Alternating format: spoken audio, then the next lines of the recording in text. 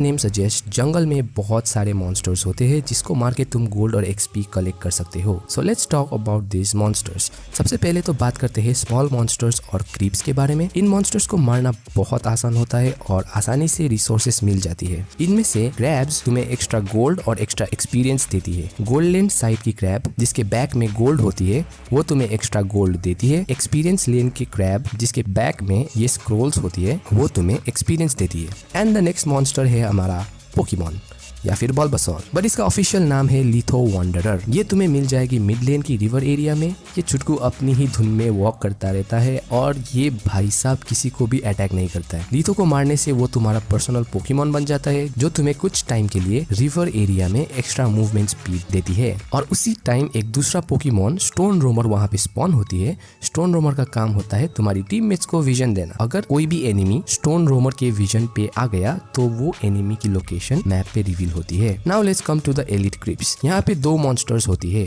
Molten friend and thunder Fenrir. आसान भाषा में कहूँ तो red buff and blue buff. Molten friend को मार के तुम्हें रेड बफ मिलती है। रेड बफ कुछ टाइम के लिए तुम्हारे हीरोज की डैमेज को इंक्रीज कर देती है। इस बफ से तुम्हारे जंगलर्स को अर्ली गेम में बहुत बूस्ट मिलती है in terms of damage. And let game में तुम्हारे मार्क्समैन वो इस रेड बफ को लेके अपनी बेसिक अटैक्स को और भी पावरफुल बना सकता है। On the other hand blue buff तुम्हें कूल डाउन रिडक्शन, माना cost reduction and also energy cost reduction देती है।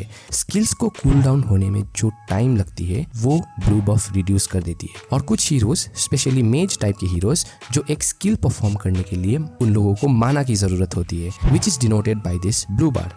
जब भी तुम एक स्किल परफॉर्म करते हो तो ये ब्लू बार थोड़ी घटती है।